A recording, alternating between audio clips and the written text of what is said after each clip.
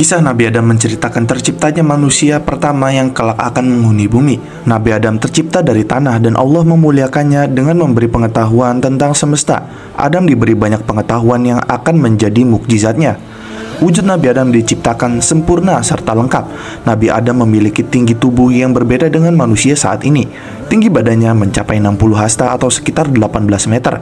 Sangat tinggi dibanding kondisi tubuh manusia pada umumnya saat ini. Nah, jadi bisa menjelaskan juga kenapa Ka'bah sangat tinggi dan besar pintu masuknya. Para nabi setelah Nabi Adam juga pasti memiliki postur tubuh yang hampir mirip. Nah, mukjizat pengetahuan yang dimiliki Nabi Adam diterangkan pula dalam Al-Quran, yang artinya, dan dia mengajarkan kepada Adam nama-nama benda seluruhnya. Quran Surat Al-Baqarah ayat 31. Dalam Al-Quran juga diceritakan tentang penciptaan Nabi Adam dan Siti Hawa, tentang bagaimana sampai mereka diturunkan ke bumi dan memiliki anak-anak. Nah, kisah Nabi Adam mengandung banyak pelajaran berharga, terutama tentang nilai ketaatan kepada Yang Maha Kuasa. Mulai dari kisah Nabi Adam dan Siti Hawa di langit, hingga kisah mereka di bumi beserta anak-anaknya. Nilai ketaatan seorang hamba pada sang penciptanya banyak terkandung di dalam ceritanya. Dan karena itu, pada pembahasan kali ini, kita akan membahas secara singkat tentang kisah Nabi Adam alaihi salam. Sebelum kalian melanjutkan video ini, ada bagusnya jika kalian klik tombol subscribe dan nyalakan notifikasinya, agar kalian mendapatkan info terbaru dari video kami.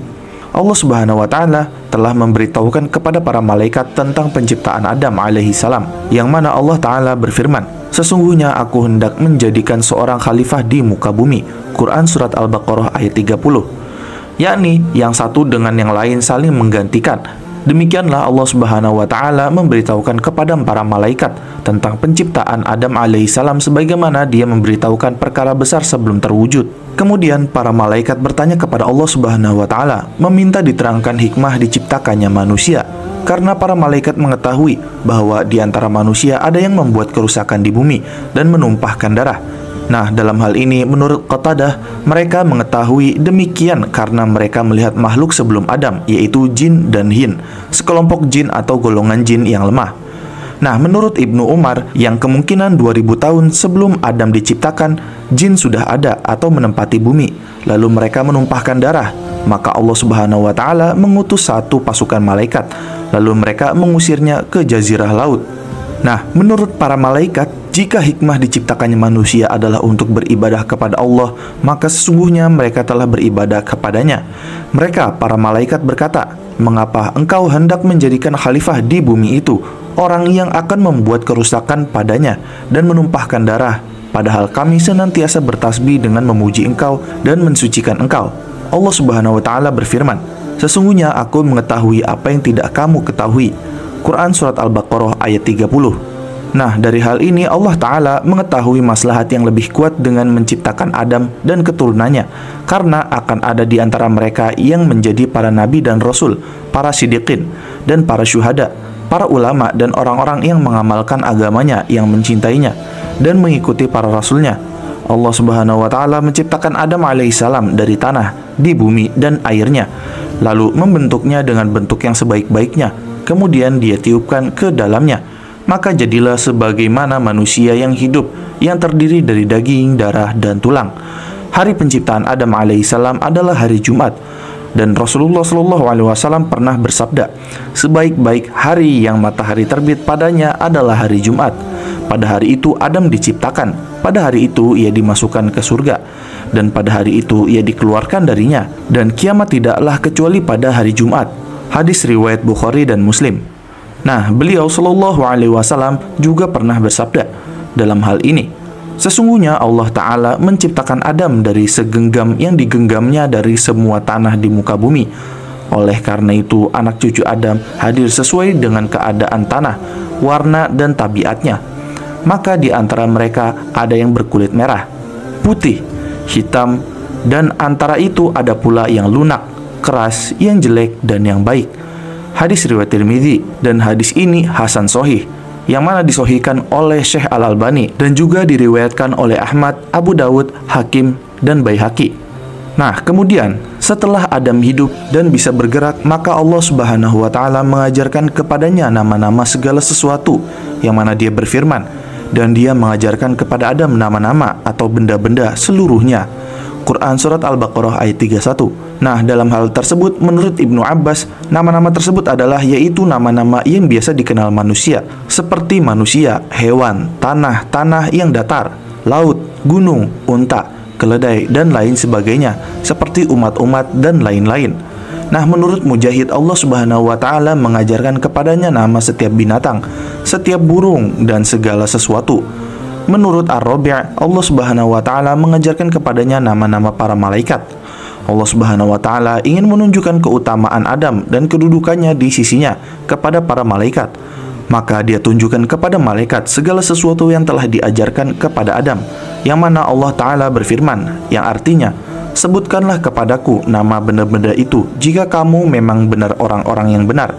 Quran Surat Al-Baqarah ayat 31. Nah, para malaikat pun menjawab, Maha suci engkau, tidak ada yang kami ketahui selain dari apa yang telah engkau ajarkan kepada kami. Quran Surat Al-Baqarah ayat 32. Nah, maka Allah Subhanahu wa Ta'ala memerintahkan kepada Adam untuk memberitahukan kepada mereka nama-nama benda yang tidak diketahui para malaikat. Dan mulailah Adam menyebutkan nama-nama benda yang diperlihatkan kepadanya. Ketika itu Allah Subhanahu wa Ta'ala berfirman kepada para malaikat, bukankah sudah aku katakan kepadamu bahwa sesungguhnya aku mengetahui rahasia langit dan bumi, dan mengetahui apa yang kamu lahirkan dan apa yang kamu sembunyikan. Quran Surat Al-Baqarah ayat 33. Kemudian dialog antara Adam alaihissalam dengan para malaikat sebagaimana yang diceritakan Rasulullah SAW kepada kita dijelaskan, yang mana Rasulullah SAW bersabda, Allah Subhanahu wa Ta'ala menciptakan Adam dengan tingginya 60 hasta. Kemudian dia berfirman, pergilah dan ucapkan salam kepada para malaikat itu, lalu dengarkanlah salam penghormatan mereka kepadamu sebagai salammu dan salam keturunanmu. Maka Adam berkata, Assalamualaikum. Mereka menjawab, Assalamu alaika warahmatullah. Mereka menambah, warahmatullah. Maka setiap orang yang masuk ke surga mengikuti rupa Adam, dan bentuk makhluk senantiasa berkurang, semakin pendek hingga sekarang. Hadis riwayat Bukhari dan Muslim. Nah, kemudian Allah Subhanahu wa Ta'ala memerintahkan para malaikat untuk sujud kepada Adam untuk menghormatinya. Maka mereka pun sujud kecuali iblis. Ia menolak sujud dan bersikap sombong terhadap perintah Tuhannya. Lalu Allah Subhanahu wa Ta'ala bertanya kepadanya, sedangkan dia lebih mengetahui, wahai iblis, apa yang menghalangimu sujud kepada yang telah kuciptakan dengan kedua tanganku? Apakah kamu menyombongkan diri ataukah kamu merasa termasuk orang-orang yang lebih tinggi? Quran Surat Shad ayat 75. Lalu iblis menjawab dengan angkuhnya, aku lebih baik daripadanya, karena engkau ciptakan aku dari api, sedangkan dia engkau ciptakan dari tanah. Quran Surat Shad ayat 76. Nah, di sini iblis tidak menyadari padahal tanah lebih baik daripada api. Tanah lebih bermanfaat daripada api, karena pada tanah terdapat ketenangan, mudah diolah dan menumbuhkan tanaman, sedangkan pada api terdapat keadaan yang tidak terarah, ringan, cepat, dan membakar. Maka Allah Subhanahu wa Ta'ala menjauhkan iblis dari rahmatnya dan menjadikannya terusir dan terlaknat, yang mana Allah Ta'ala berfirman, maka keluarlah kamu dari surga, sesungguhnya kamu adalah orang yang terkutuk, sesungguhnya kutukanku tetap atasmu sampai hari pembalasan. Quran Surat Shad ayat 77-78. Kemudian karena itu, iblis pun semakin benci kepada Adam dan keturunannya. Dia bersumpah dengan nama Allah untuk menghias keburukan kepada mereka, yang mana dia berkata, yang artinya, demi kekuasaan engkau, aku akan menyesatkan mereka semuanya, kecuali hamba-hambamu yang ikhlas di antara mereka. Quran Surat Shad ayat 82-83. Dan karena hal itu, maka Allah Subhanahu wa Ta'ala berfirman kepadanya, yang artinya, sesungguhnya aku pasti akan memenuhi neraka jahanam dengan jenis kamu dan dengan orang-orang yang mengikuti kamu di antara mereka semuanya. Quran Surat Shad ayat 85. Nah, dalam hal ini As-Sudi menceritakan dari Abu Saleh dan Abu Malik dari Ibnu Abbas, dan dari Murrah dari Ibnu Mas'ud, serta dari beberapa orang sahabat, bahwa mereka berkata, iblis dikeluarkan dari surga dan Adam ditempatkan di surga. Maka Adam berjalan-jalan di surga sendiri tanpa ada pasangan yang dapat menenteramkannya. Ia pun tidur. Ketika bangun, ternyata di dekat kepalanya ada seorang wanita yang duduk. Allah Subhanahu wa Ta'ala menciptakannya dari tulang rusuknya. Adam lalu bertanya kepadanya, siapa engkau? Ia menjawab, seorang wanita. Adam bertanya, untuk apa engkau diciptakan? Ia menjawab, agar engkau dapat merasakan tentram denganku. Lalu para malaikat berkata kepadanya melihat ilmu yang dimiliki Adam, "Siapa namanya, wahai Adam?"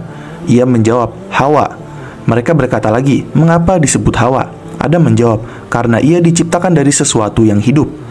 Kemudian Allah Subhanahu wa Ta'ala memerintahkan Adam dan istrinya Hawa untuk tinggal di surga dan memakan buah-buahan yang ada di sana, serta menjauhi sebuah pohon sebagai ujian kepada keduanya, yang mana Allah Ta'ala berfirman, "Wahai Adam, diamilah olehmu dan istrimu surga ini, dan makanlah makanannya yang banyak lagi baik, di mana saja yang kamu sukai, dan janganlah kamu dekati pohon ini yang menyebabkan kamu termasuk orang-orang yang zalim." Quran Surat Al-Baqarah ayat 35. Nah, kemudian Allah Subhanahu wa Ta'ala juga memperingatkan Adam dan istrinya agar tidak tergoda oleh iblis, serta mengingatkan permusuhan iblis kepada keduanya, yang mana Allah Ta'ala berfirman, "Wahai Adam, sesungguhnya ini, yaitu iblis, adalah musuh bagimu dan bagi istrimu. Maka sekali-kali janganlah ia sampai mengeluarkan kamu berdua dari surga, yang menyebabkan kamu menjadi celaka." Quran Surat At-Toha ayat 117. Nah, kemudian mulailah iblis berpikir tentang cara menyesatkan Adam dan Hawa. Setelah berhasil menemukan caranya, maka ia pun melakukan rencananya. Ia pun mendatangi Adam dan Hawa dan berkata, "Wahai Adam, maukah saya tunjukkan kepada kamu pohon kekekalan dan kerajaan yang tidak akan binasa?" Quran Surat At-Toha ayat 120.